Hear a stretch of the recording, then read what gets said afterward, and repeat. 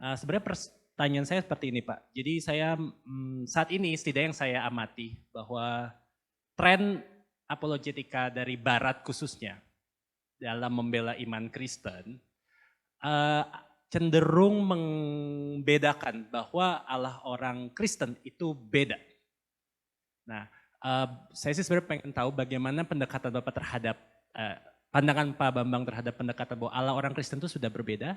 Satu, nah kemudian dari Bapak sendiri opsi atau bagaimana pendekatan Gereja Timur terhadap pandangan seperti ini? Itu yang pertama. Makasih.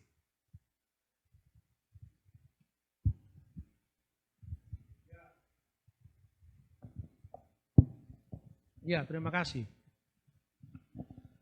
Sebetulnya kalau dikatakan Allah Islam dengan Allah Kristen itu beda, ya memang beda secara konseptual. Ya kan? Pandangan setiap agama tentang Tuhan itu kan beda secara konseptual. Itu dikatakan apakah Allah dalam Islam sama dengan Allah Kristen? Tidak sama secara konseptual. Allah dalam Hindu atau Brahman dalam Hindu apakah sama dengan agama Buddha, agama Buddha jelas tidak sama. Tapi tidak sama di sini kan pada dataran teologinya. Tapi pertanyaannya, apakah Allah itu yang konsepnya berbeda-beda itu semuanya eksis? Kalau semuanya sih berarti lebih dari satu Allah dong. Ada Allah Kristen, ada Allah Islam, ada Allah Buddha, berarti ada berapa Allah? Berarti itu politisme terselubung. Bahwa akulah Tuhan satu-satunya dan tidak ada selain aku. Berarti yang selain Allah yang benar itu bukan Allah. Tapi Allah itu cuma ada di pikiran manusia kan. Nah Allah yang Tuhan yang keliru di pikiran manusia itu bisa ditumpangi oleh kuasa kejahatan. Kira-kira seperti itu. Nah justru tugas dari Injil itu mencerahkan, membebaskan. Nah pada saat Rasul Paulus di kota Athena coba. Ya kan? Jumlahnya dewa-dewa, artinya konsep-konsep tentang Tuhan itu melebihi jumlahnya manusia saat itu. Katanya seorang penulis di abad kedua. Itu tercatat dalam tulisan Yunani yang ditulis oleh Pausanias misalnya. Yang ditulis oleh misalnya Plato abad ketiga sebelum Masehi. Itu diceritakan bahwa pada waktu itu kota Athena itu mendapatkan wabah penyakit yang mematikan, mirip pandemi yang sekarang kira-kira seperti itu. Setiap orang yang datang ke situ berada dalam lingkungan maut, jadi biasanya orang itu mati. Pagi dia sakit, siang mati, siang sakit, sore mati, sore sakit, malam mati, kira-kira seperti itu. Orang Jawa menyebut itu pagebluk gitu sebenarnya. Pagebluk itu pandemi, jadi ya mirip yang sekarang kira-kira COVID-19 yang kemarin itu. Kemudian penguasa kota itu minta saran kepada seorang paranormal istilahnya, wanita yang berasal dari Pitia. Berikanlah saranmu apa yang harus saya lakukan mencegah kematian yang melanda ini. Lalu perempuan paranormal itu angkat tangan. Zeus sudah diseru, Jupiter sudah diseru, Aphrodite sudah diseru, semua dewa di Yunani ini sudah kita seru. Tapi kematian tetap melanda. Kalau saya boleh usul, datangkanlah filosof yang bernama Epimenides. Barangkali dia memiliki saran untuk kita. Ini catatan sejarah, ini bukan dongeng. Ini ada dalam tulisannya Plato, Aristoteles, Pausanias. Ya. Kemudian didatangkan benar Epimenides. Waktu Epimenides datang ke kota Athena itu dia cuma memberi saran. Apakah engkau sudah memanggil banyak dewa yang ada di tempat ini? Sudah. Tapi kematian tetap melanda kota ini. Besok pagi, siapkan domba-domba yang terbaik. yang pernah kamu berikan kepada dewa-dewa itu, bahkan yang terbaik, yang barangkali lebih baik dari semua dewa-dewa yang kamu persembahkan kepada dewa-dewa ini. Besok saya akan kembali lagi ke sini.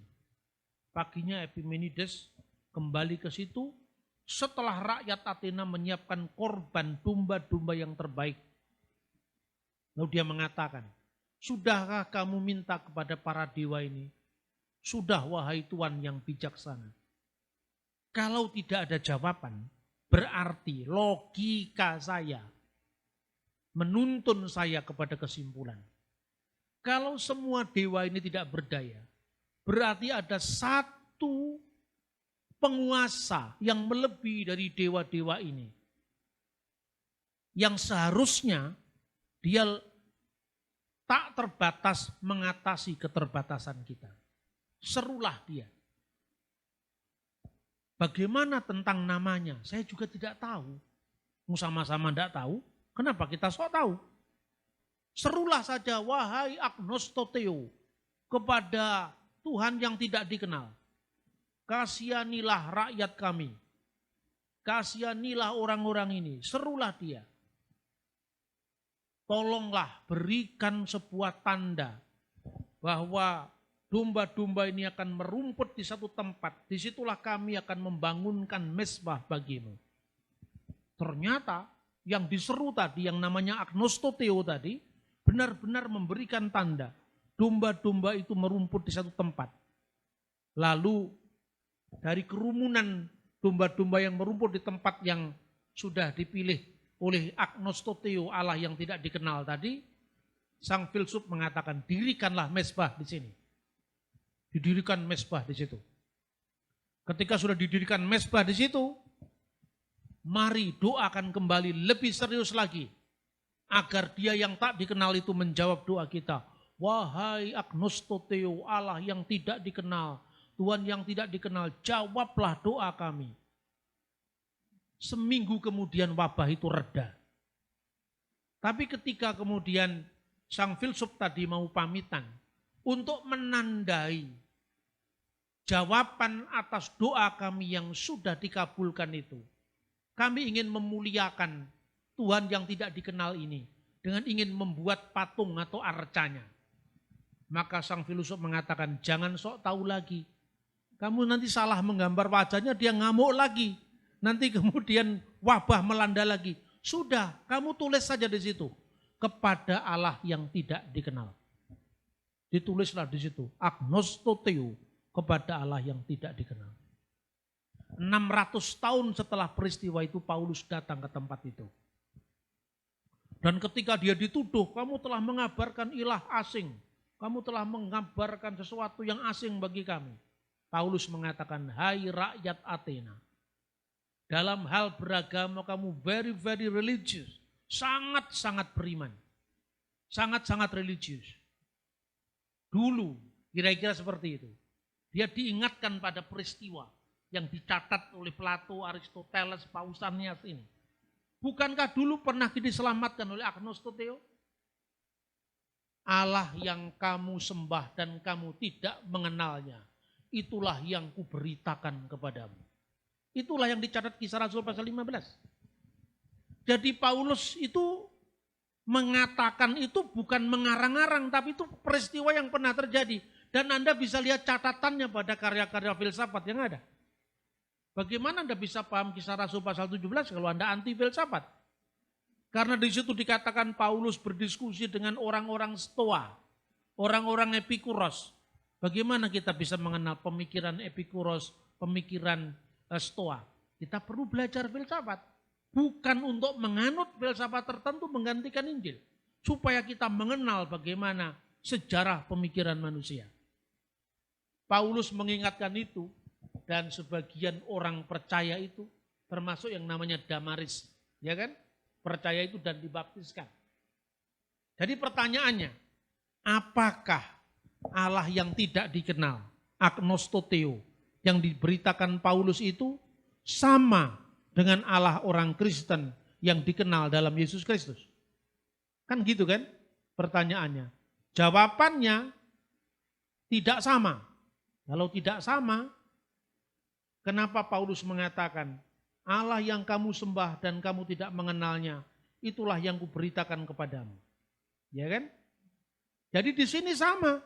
Paulus menyamakan Agnostoteo yang pernah menyelamatkan orang Athena itu adalah Allah yang diberitakan dalam nama Yesus Kristus. Itu di Areopagus. Ya, Anda bisa membaca pada ayat 23. Sebab ketika aku berjalan-jalan di kotamu dan melihat-lihat barang-barang pujaanmu, aku menjumpai sebuah mezbah dengan tulisan kepada Allah yang tidak dikenal. Apa yang kamu sembah tanpa mengenalnya, itulah yang kuberitakan kepadamu. Berarti sama. Tapi kalau sama, kenapa Paulus harus mengkoreksi? Ya kan? Doa ayat selanjutnya. Allah yang telah menjadikan bumi dan segala isinya. Ia yang adalah Tuhan atas langit dan bumi. Tidak diam dalam kuil-kuil buatan tangan manusia. Dia mengkoreksi. Ya. Dan juga tidak dilayani oleh tangan manusia seolah-olah ia kekurangan apa-apa. Karena dialah yang memberikan hidup dan nafas dan segala sesuatu kepada semua orang. Dari satu orang saja ia telah menjadikan semua bangsa dan umat manusia untuk mendiami seluruh muka bumi, dan ia telah menentukan musim-musim bagi mereka dan batas-batas kediaman mereka, supaya mereka mencari dia dan mudah-mudahan menjamah dia dan menemukan dia, walaupun ia tidak jauh dari kita masing-masing. Sebab di dalam dia kita hidup, kita bergerak, kita ada, seperti juga yang telah dikatakan oleh pujangga-pujanggamu, sebab kita ini keturunan Allah, maksudnya bukan keturunan fisik. Dia memiliki benih ilahi karena manusia diciptakan menurut gambar dan rupa Allah kalau dalam pandangan kita. Karena kita berasal dari keturunan ilahi, kita tidak boleh berpikir bahwa keadaan ilahi sama seperti emas, perak atau batu ciptaan kesenian dan keahlian manusia. Dengan tidak memandang lagi zaman kebodohan, maka sekarang Allah memberikan kepada manusia bahwa di mana-mana mereka harus bertobat. Perhatikan pendekatan Paulus ini. Pertama, dia mengidentifikasi Allah yang tidak dikenal, yang pernah menyelamatkan bangsa Athena itu, yang diberitakan dalam nama Yesus. Tapi kemudian Paulus mengkoreksi.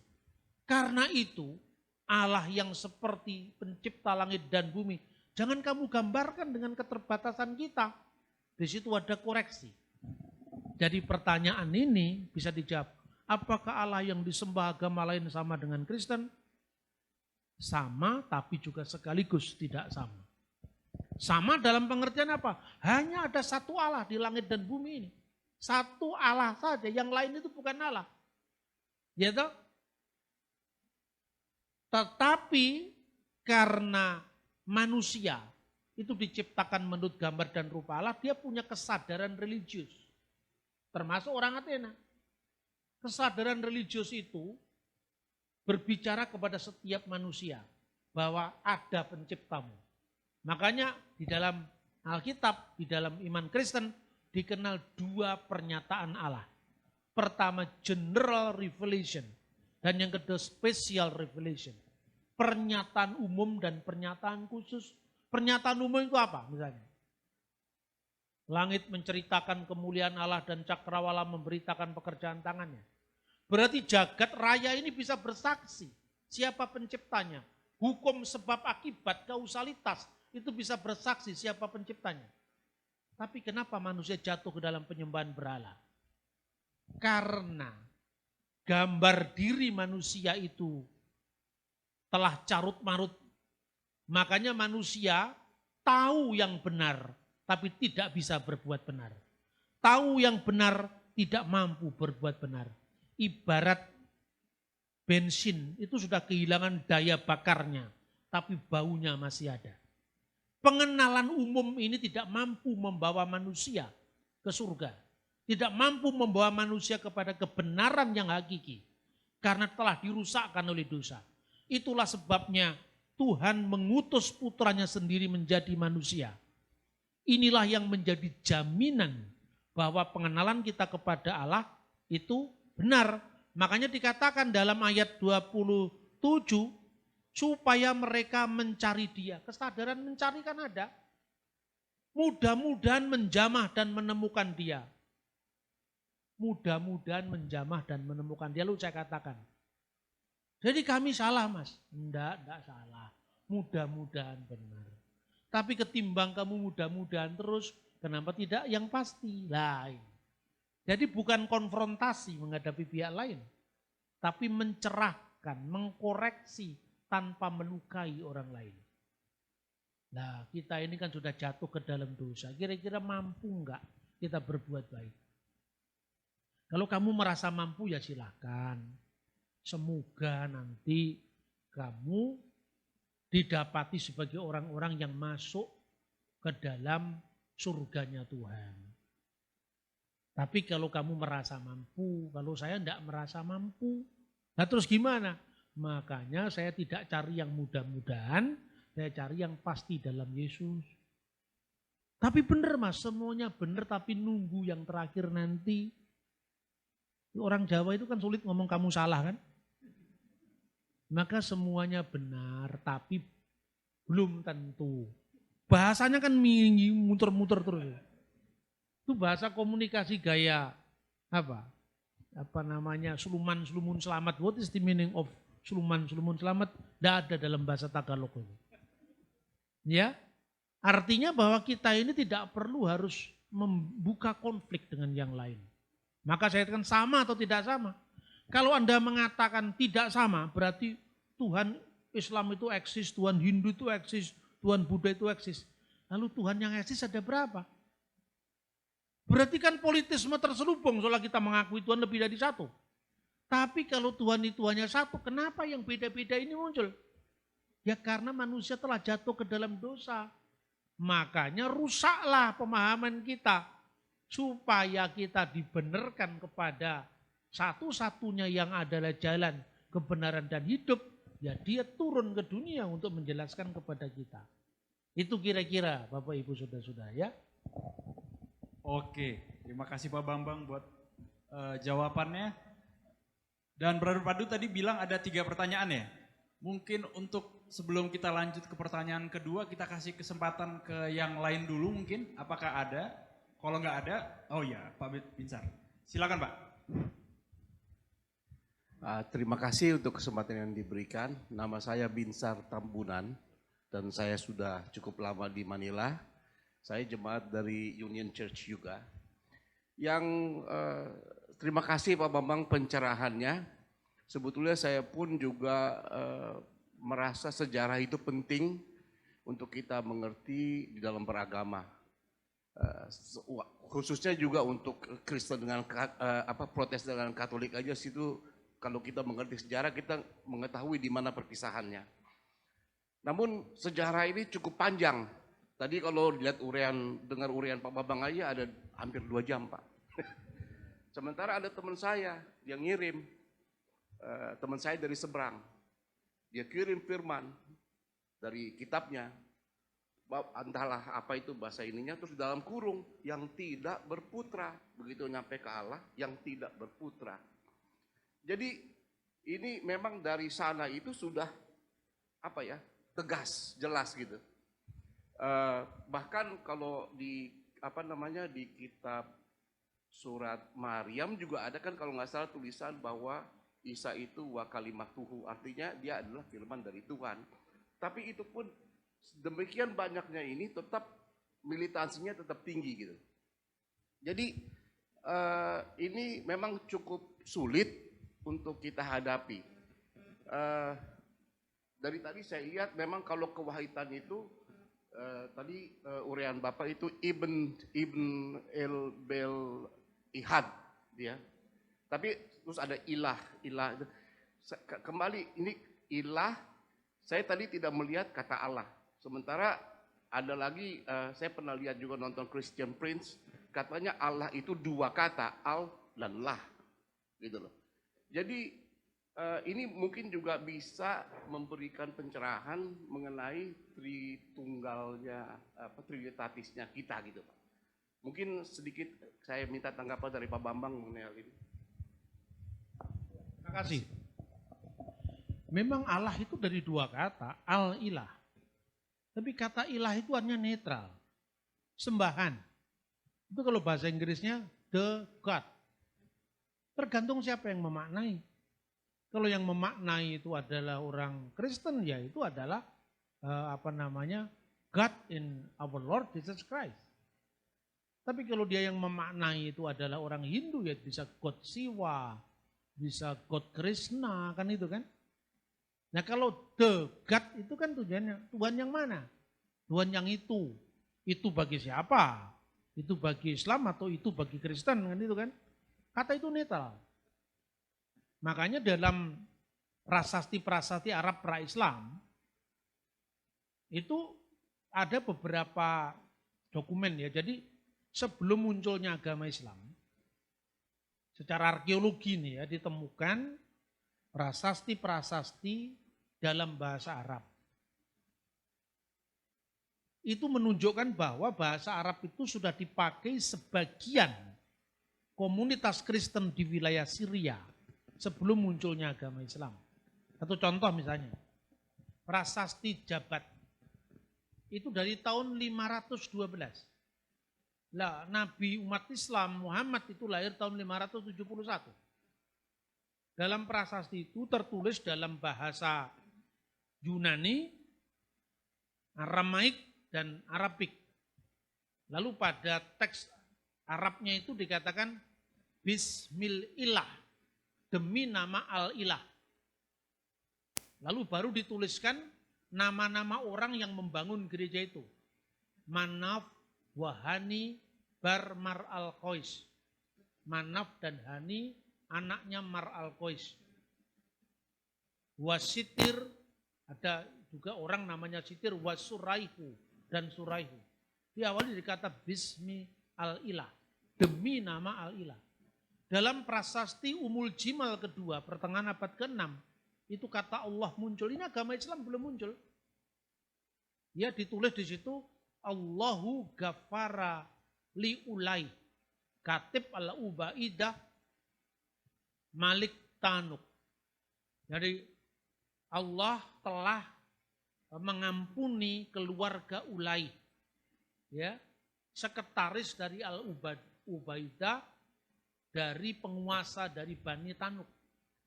Jadi istilah Allah dan istilah Al-Ilah sudah muncul di prasasti Kristen sebelum munculnya agama Islam. Jadi maka kata Al-Ilah itu tergantung siapa yang memaknai. Ketika saya membaca tadi pengakuan iman panjang dalam gereja Ortodok Yunani, Ortodok Syria, Ortodok Koptik, ya tidak ada kata yang digunakan oleh sekitar 30 juta lebih orang Kristen Arab kecuali kata Al-Ilah dan kata Allah. Nah cuma sekalipun sama-sama berbahasa Arab, antara bahasa Arabnya Islam dengan bahasa Arab Kristen itu juga tidak semuanya sama. Misalnya untuk kata Allah ya. Kata Allah itu dalam Quran hanya muncul Allah dan ilah. Kata al-ilah tidak pernah dipakai dalam Quran. Tapi ketiga-tiganya dipakai dalam liturgi Kristen berbahasa Arab maupun dalam Alkitab bahasa Arab. Misalnya dalam nyanyian-nyanyian gerejawi, Kudusullah, Kudusul Qawi, Kudusul Lati Layamut Irhamna. Misalnya dalam liturgi gereja Bizantium misalnya. Kudusullah, Kudusul Qawi, Kudusul Lati Layamut Irhamna. Kuduslah Engkau ya Allah, kuduslah Engkau yang Maha Kuasa, kuduslah Engkau yang tak berkematian, kasihanilah kami. Misalnya. Tapi kadang-kadang juga digunakan ayyuhal ilah, wahai al-ilah. Yang ini tidak muncul dalam vocabulary Islam. Jadi ini sudah bukan wilayah teologi lagi. Ini wilayah etimologi, ini wilayah arkeologi gitu ya. Saya kira itu. Tapi ada banyak orang-orang Kristen keturunan Arab yang biasanya tinggal di barat itu ada alergi dengan budaya mereka. Karena dianggap itu budaya Islam. Padahal kalau kita melacak sebetulnya bahasa Arab itu aja hurufnya baru muncul abad ketiga loh. Sementara bahasa itu sendiri berkembang dari bahasa Suryani. Hurufnya berkembang dari bahasa Suryani. Kalau Anda membaca prasasti Jabat, itu prasasti Umul Jimal pertama, itu tahun 250. Itu huruf dalnya itu masih mirip dalet bahasa Ibrani. Huruf resnya itu mirip ris bahasa Aramaik daripada ra dalam bahasa Arab. Itu membutuhkan konsentrasi tersendiri.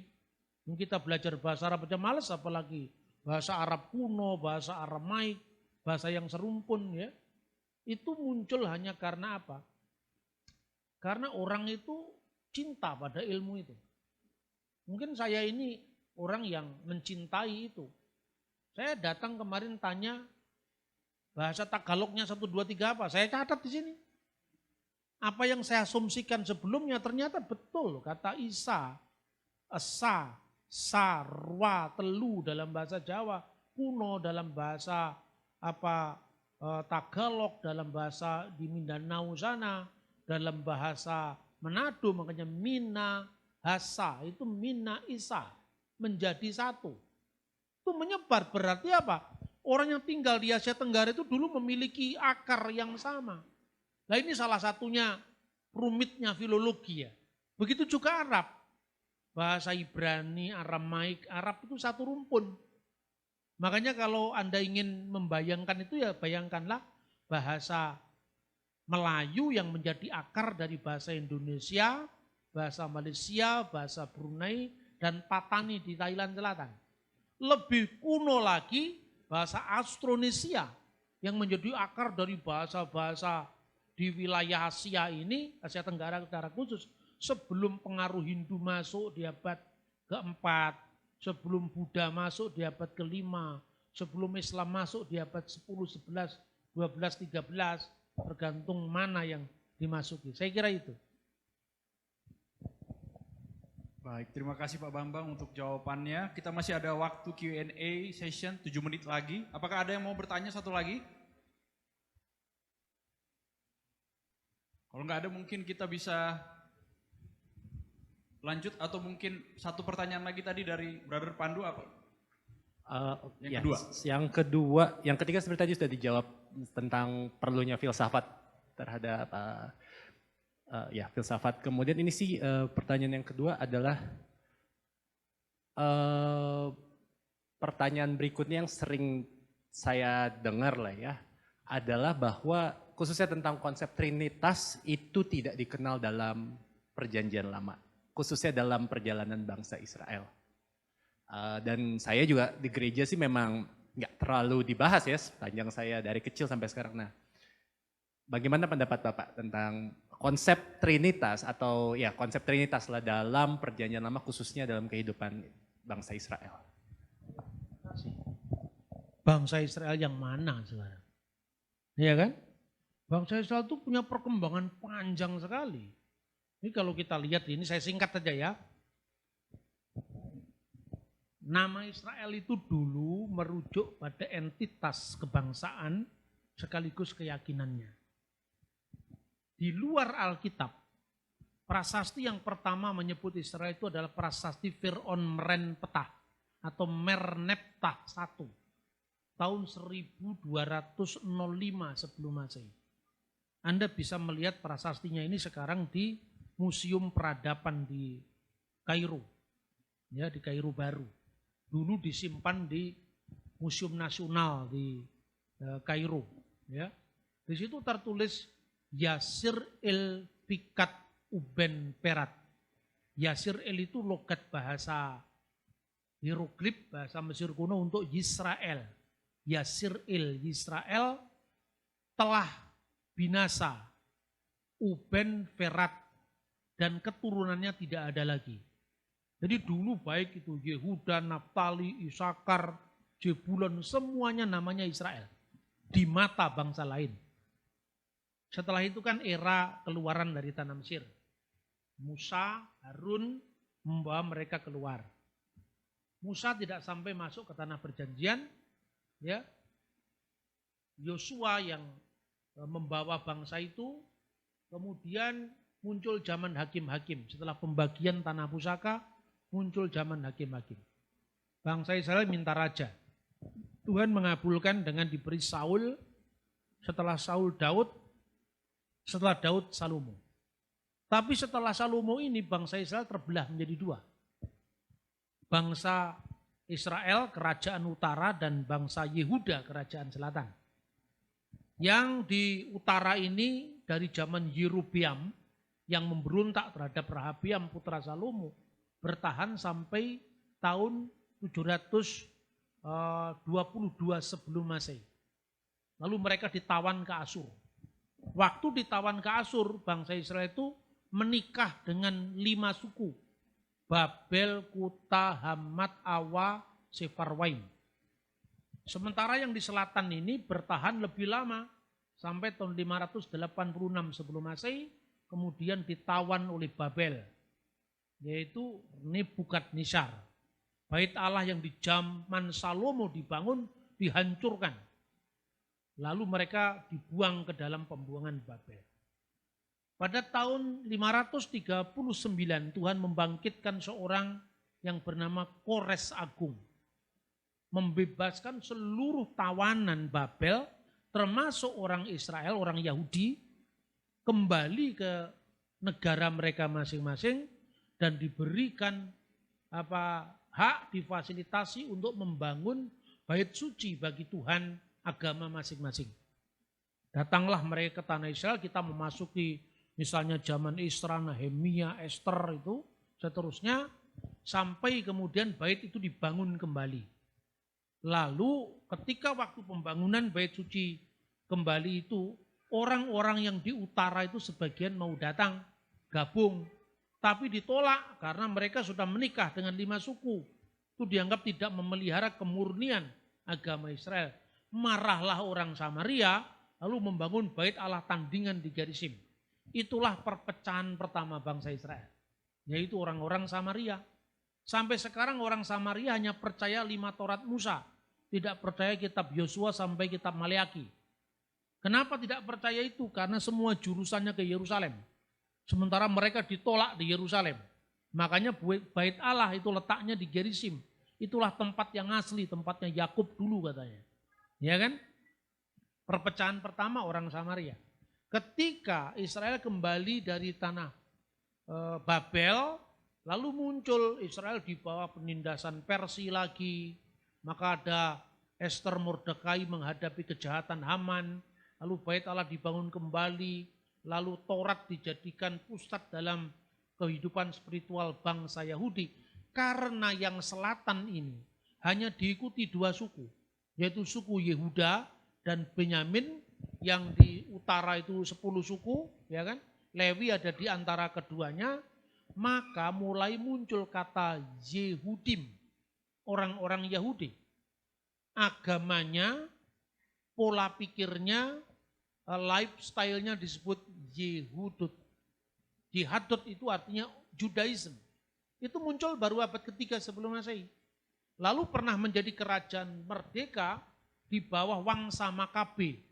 Antara tahun 164 sebelum Masehi sampai tahun 37 sebelum Masehi ketika Herodes Agung diangkat oleh Kaisar Roma menjadi Raja Yahudi karena Israel di bawah penjajahan Roma. Kembali ke dalam penjajahan. Pada waktu era Makabe inilah muncul 3 sekte. Yaitu sekte Saduki yang menguasai aristokrat, bait suci. Kedua sekte Eseni. Kenapa muncul sekte Eseni? Karena salah seorang pemimpin orang Israel yang namanya Yonatan Makabe. Jadi yang pertama raja yang bernama Yudas Makabe masih baik-baik saja. Imamnya namanya Imam Besar Onias ketiga. Begitu masanya Yonatan, bekas musuhnya punya anak namanya Alexander Balas. Kamu kalau memimpin bangsa Israel, bangsa Yehuda, sementara kamu jadi raja, kamu mesti berbagi kuasa dengan imam besar. Sekarang angkatlah dirimu sekaligus sebagai imam besar, sekaligus jadi raja. Karena Yonatan Makabe mengangkat diri jadi imam besar sekaligus raja, imam yang berhak namanya Onias keempat marah. Dia membawa seluruh pengikutnya dan memasuki yang namanya Wadi Qumran.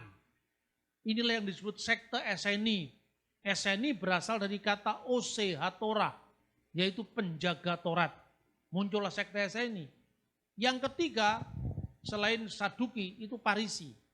Nah, orang Parisi itu adalah orang yang memisahkan diri dari Saduki, dari rakyat yang banyak. Karena apa?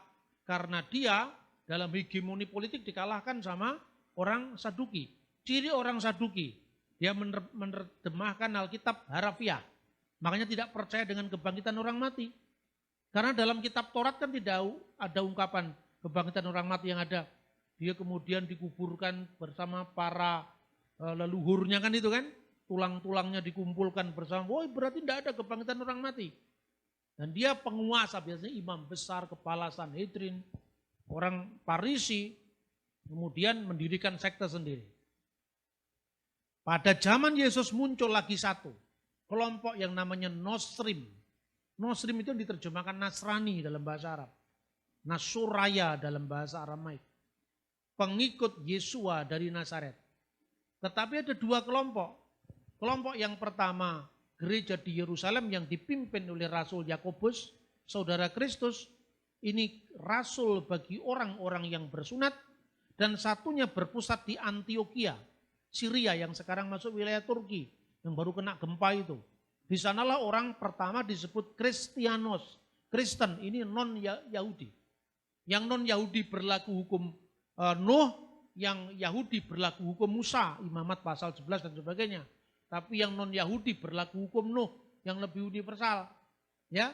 Kemudian Yahudi ini ya ini mengalami sejarah yang panjang. Terakhir orang-orang yang digerakkan oleh Parisi, terutama dia memiliki sekte garis keras. Sekte dari sekte Parisi namanya Zelot.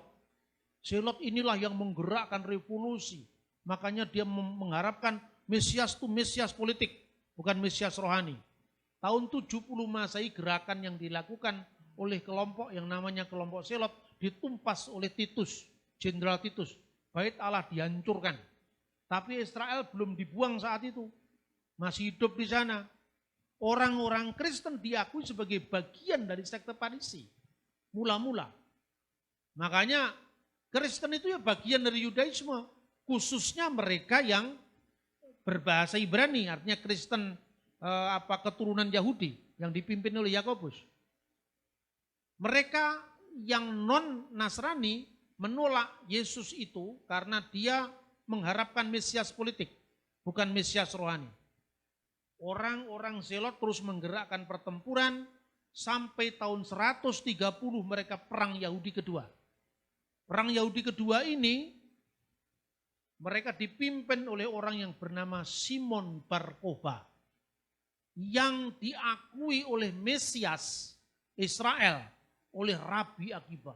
Diharap-harapkan sang Mesias itu akan mengalahkan Roma.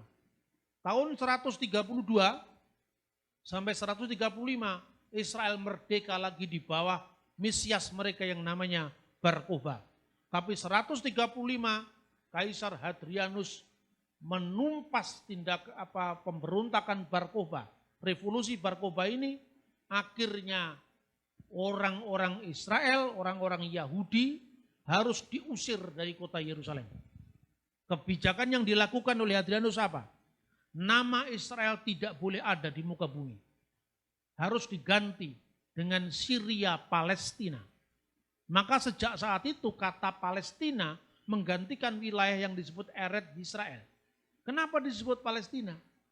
Karena Hadrianus sengaja melecehkan Yahudi dengan musuh bebuyutan mereka orang Filistin. Maka provinsi Yudea disatukan dengan wilayah Syria disebut Syria Palestina. Nama Yerusalem tidak boleh muncul di muka bumi. Harus dihapus. Kota itu dibaktikan kepada dewa Jupiter dan namanya Alia Capitolina. Orang-orang Yahudi harus keluar dari Yerusalem, termasuk Yahudi yang percaya Mesias, Yesus. Yang percaya Yesus orang Nasrani maupun Yahudi yang bukan Nasrani keluar dari Yerusalem. Sementara orang Kristen yang dari Antioquia pusatnya tadi diperbolehkan tinggal di Yerusalem. Kenapa? Karena kalau dia Kristen bukan Yahudi, nasionalismenya enggak ada. Tapi kalau Kristen keturunan Yahudi, sangat patriotik, sangat nasionalistik. Sejak saat itu orang Yahudi mengutuk orang Kristen. Kutukan itu dilakukan dalam konsili yang namanya konsili Yamnia. Karena sebelum perang Yahudi pertama, mereka diberikan tempat di dekat Tel Aviv namanya Yabne atau Yamnia. Disitulah orang-orang Yahudi menerbitkan kutukan. Tapi Yahudi yang mana? Yahudi Parisi. Mengutuk siapa yang dikutuk? Saduki dikutuk, Nasrani dikutuk, termasuk Eseni dikutuk, yang disebut kaum minim, kaum sesat. Dan Yahudi Parisi yang tidak percaya Yesus inilah yang bertahan sampai hari ini, namanya Rabbinic Judaism. Rabbinik Yahudi. Nah, selama ini orang mengatakan, oh tidak ada jejak Tritunggal dalam Alkitab. Yang dipersoalkan kira-kira mirip namanya, istilahnya memang tidak ada. Tapi kalau kita membaca Alkitab, begitu Anda membaca pasal pertama Taurat saja sudah jelas. Ada Elohim, Ruah Elohim, Dabar Elohim. Atau Wayomer Elohim, berfirmanlah Allah. Bereshit bara Elohim, et hasamayim ve'caret. Pada mulanya Elohim menciptakan langit dan bumi. Ve'aret hayyatatahuwa bohu, dan bumi itu belum berbentuk dan kosong. Vehosek alfenetehom, dan kegelapan menutupi samudera raya. Waruah Elohim, dan roh Allah. Merakefet alfenehamayim.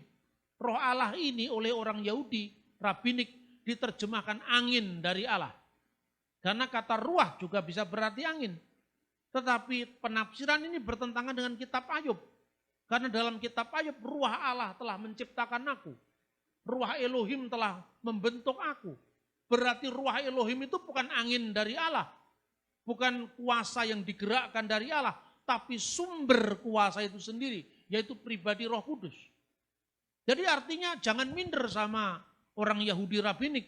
Kadang-kadang orang Indonesia tidak mengenal sejarah gereja, berkenalan dengan Israel pertama kali, yaitu biasanya nyanyi lagu-lagu bernuansa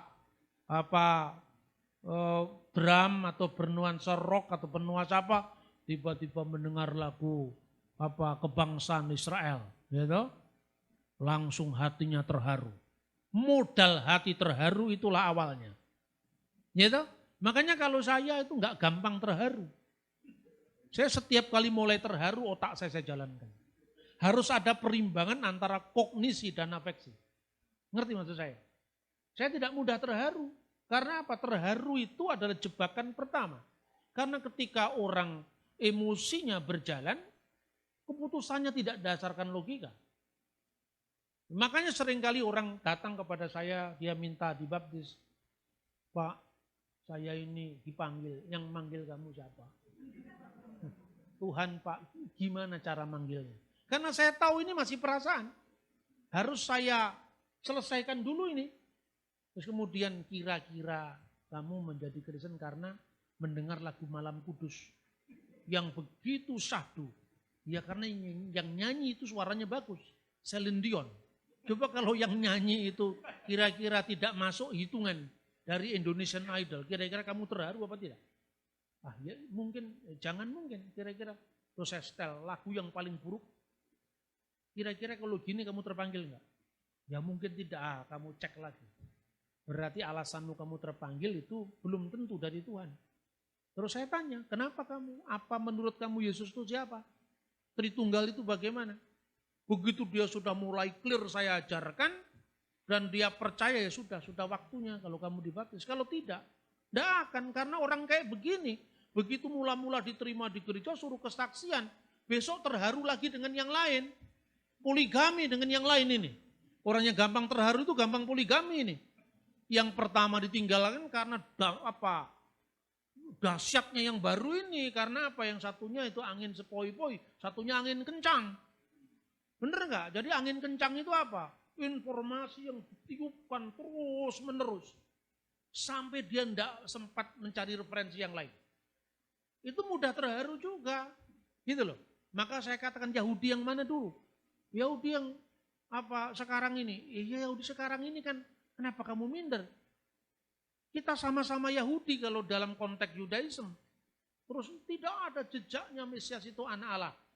Ya dalam Yahudi Rabbinik. Tapi coba kamu baca naskah kaum Eseni. Itu kan lebih tua daripada Yahudi Rabbinik coba. Baca naskah-naskah Qumran. Naskah yang ditemukan di gua keempat. Tafsiran kitab Nabi Daniel 7. Itu berbunyi apa tentang anak Allah? Bunyinya demikian dalam bahasa Aramaik. Bereh di el yetamar ubar elyon gikrone. Namanya akan disebut anak Allah. Mereka akan memanggilnya anak Allah yang maha tinggi. Loh ini cocok dengan Injil Lukas. Ini Mesias, ini anak Allah menurut catatan naskah Qumran. Bahkan Mesias itu adalah penguasa langit dan bumi. Surga bersekinah dalam dia. Surga itu maksudnya Allah. Bersekinah tinggal dalam dia. Itu ada dalam naskah-naskah Qumran. Ini lebih tua daripada Yudaisme sekarang. Ada banyak hal. Saya setiap kali memimpin ziarah ke Israel, saya tidak akan mau bawa orang ke Israel kalau dia tidak ikut kursus saya. Ada kursus, ada bukunya yang saya siapkan. Namanya ziarah, refleksi ziarah ke Tanah Suci. Sebelum ikut ke Israel, baca buku itu. Nanti setelah itu kita diskusi. Supaya kita tidak gampang terumbang-ambing. Ada orang yang terumbang-ambing lagi. Tanya, Pak, mana ada? Karena terharu tadi kan. Mana ada itu Mazmur yang mengatakan penyaliban? Yang kamu maksud apa? Karena rupanya dia nonton YouTube. Mana ada naskah Masoretik yang mengatakan dia menusuk tanganku dan kakiku. Ini pemalsuan Kristen. Ini terjemahan Septuaginta. Bukan terjemahan Yahudi. Kan banyak yang begitu kan. Terus saya bilang, coba baca naskah Qumran. Naskah yang sampai kepada kita ini, yang terkuno sebelum penemuan Qumran, itu namanya naskah Masoretik. Naskah Masoretik dalam Mazmur pasal 22 ayat 17 atau 16 dalam naskah Ibrani, itu tertulis. Ada dua naskah yang berbunyi karu yadai werigelai. Tapi mayoritas naskah berbunyi kari yadai werigelai. Hanya huruf yod dan huruf vav. Kalau vav gini karu artinya mereka menusuk. Tapi kalau huruf vav ini kepotong jadi huruf yod seperti titik di atas itu. Berbunyi kari. Seperti singa. Yadai tanganku, weriglai kakiku. Tapi kalau dua naskah minoritas ini berbunyi mereka menusuk tanganku dan kakiku. Saya clearkan dulu. Ini bukan ciptaan Kristen. Karena ada di dua naskah Masoretik. Sama-sama Masoretiknya. Kedua, setelah ditemukan naskah Qumran. Ditemukan naskah Qumran yang namanya naskah dari temuan tahun 1950-an itu. Nahal Hefer. Ada potongan Mazmur 22. Ternyata bunyinya meneguhkan bacaan yang minoritas tadi. Bukan kari itu hanya keari. Seperti singa, yadai, tanganku dan kakiku. Tapi berbunyi karu. Mereka menusuk tanganku dan kakiku. Ini bukan ciptaan Kristen, ini ada dalam naskah Qumran. Ini ada dalam dua naskah Masoretik. Nah kelihatannya ini jelimet kan. Tapi lebih baik jelimet dulu ketimbang kita gampang terharu tadi. Ya kan? Nah itu saya kira maka Tuhan Yesus mengatakan, mengasihi Tuhan itu dengan segenap hati. Gampang terharu tadi. Segenap kekuatan, kalau engkau punya kuasa, punya pengaruh, buatlah itu untuk gereja Tuhan. Ya kan? Punya duit, punya yang lain-lain, itu kan kuasa, itu kan kekuatan. Tapi juga mengasihi Tuhan dengan segenap akal budi.